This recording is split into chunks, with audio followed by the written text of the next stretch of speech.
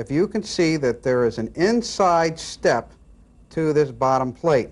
This inside step faces down on the sliding hub so that when it is installed, it's flush across the bottom. The sliding hub has teeth that protrude off the end, and this inside step fits over it like a skirt, so now the plate is completely flush across the bottom of the sliding hub. Once we have determined what type of direct clutch drum we have, we can then start placing the proper amount of frictions and steels onto the sliding hub.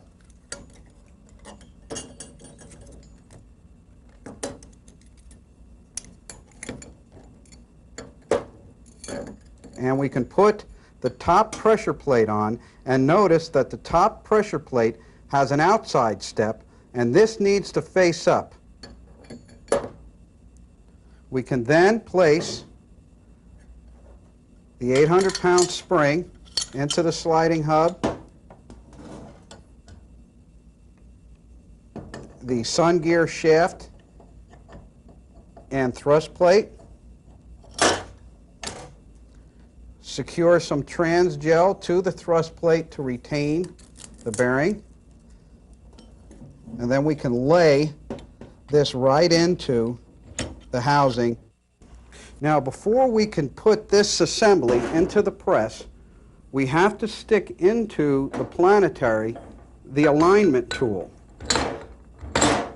This will keep all the internal components in center line after we compress the 800-pound spring, so assembling the overdrive unit onto the transmission will be easier. Now, if you don't have this tool, you could use the intermediate shaft that's in the transmission, but obviously you would have to build the overdrive section first in order to use the intermediate shaft as your alignment tool. Now that the overdrive assembly is in the press, we can compress the 800-pound spring.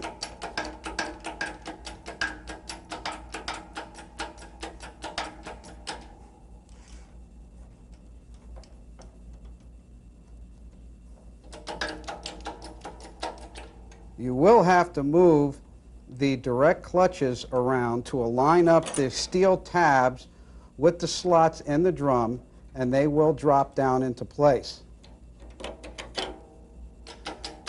Once the spring is fully compressed, we can then put in the round retaining snap ring, and now we can put in the wavy snap ring that retains the overdrive direct clutches in the drum.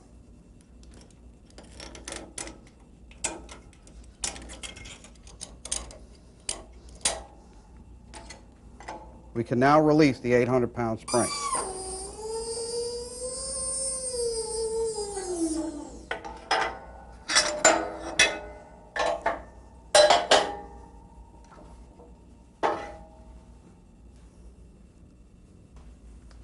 Care needs to be taken when placing the overdrive unit into the extension housing so as not to damage the governor rings.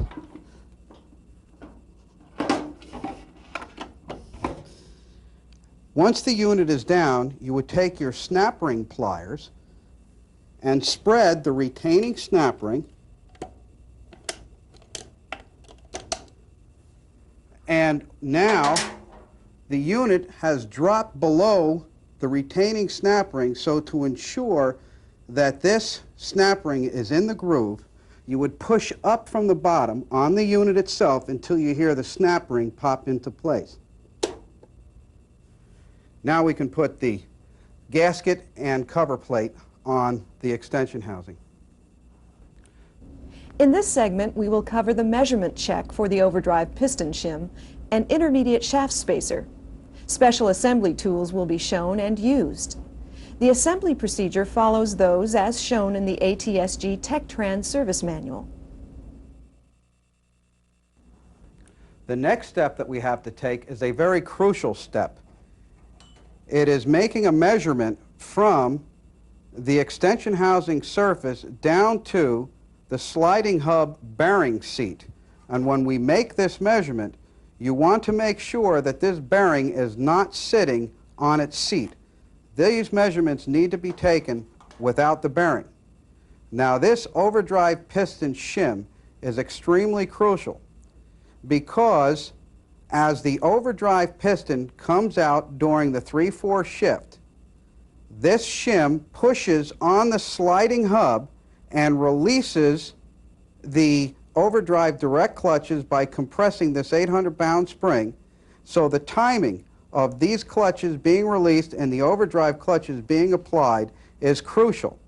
If this washer or piston shim is too thick, you will lose reverse. If it is too thin, you will have a bind-up on a 3/4 shift. So this measurement is done by placing what is called a gauging bar across the surface of the extension housing. Now, this gauging bar is a 1/2 inch thick. This is the tool that Chrysler uses.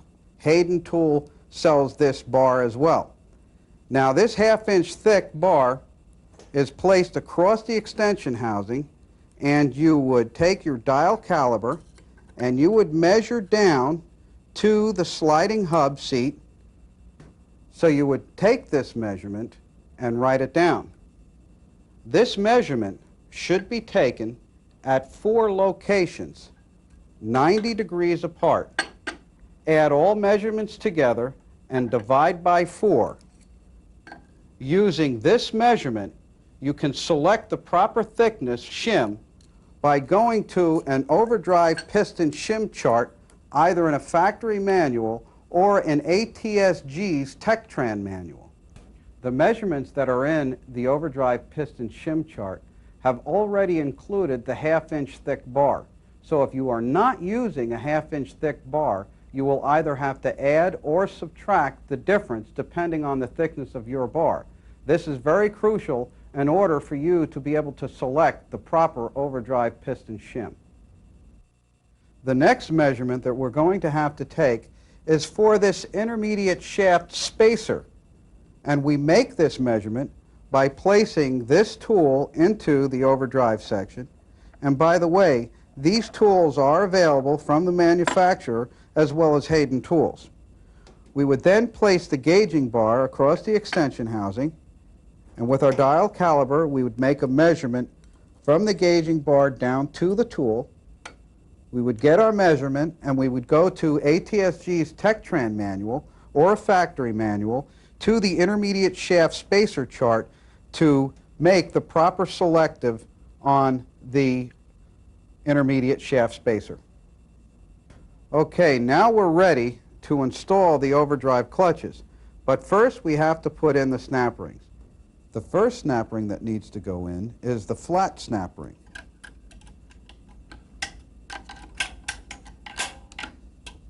And the second snap ring that needs to go in is the wavy cushion snap ring.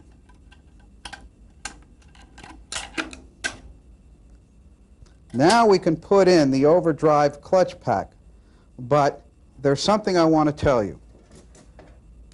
There are 4 different overdrive clutch pack stack-ups. Right here you can see that we have 3 frictions. There is a 2 friction stack, a 3 friction stack, a 4, and a 5 friction stack. If you have a 2 friction stack, both pressure plates will be thick, like this one.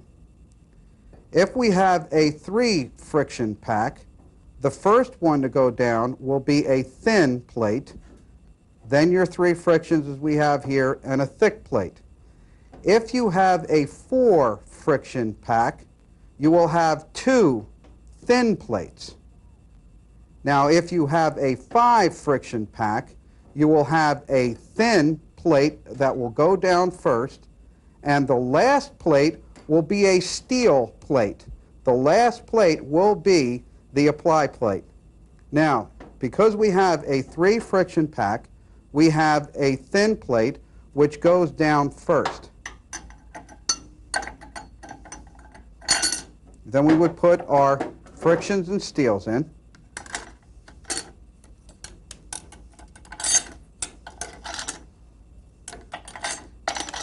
and then the thick plate on top.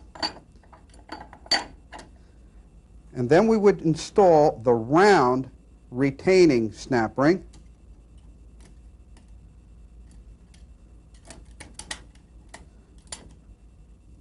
And then we can secure with trans gel the bearing that sits on the sliding hub.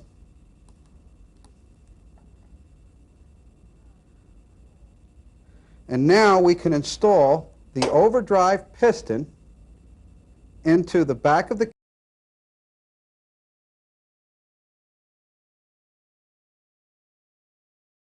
case, into the overdrive piston retainer. Now notice there are two alignment pins and holes in the back of the retainer, the pins in the back of the piston. And we can just slide the piston on, and we can put the piston in place. And once the piston's in, we can then take the overdrive piston shim and secure the piston shim onto the piston.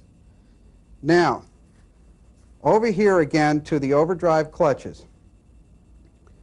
Sometimes these overdrive clutches are known to rattle during while you're in first gear, second gear, and third gear. And when we shift into fourth and the overdrive clutches are compressed, the rattle goes away. So Chrysler came out with modified frictions to prevent a rattle in first, second, and third. And the part number for these frictions, if you have this problem, is 4461181. Now you will only get one friction per part number. So if you have two, you'll have to order that part number twice, three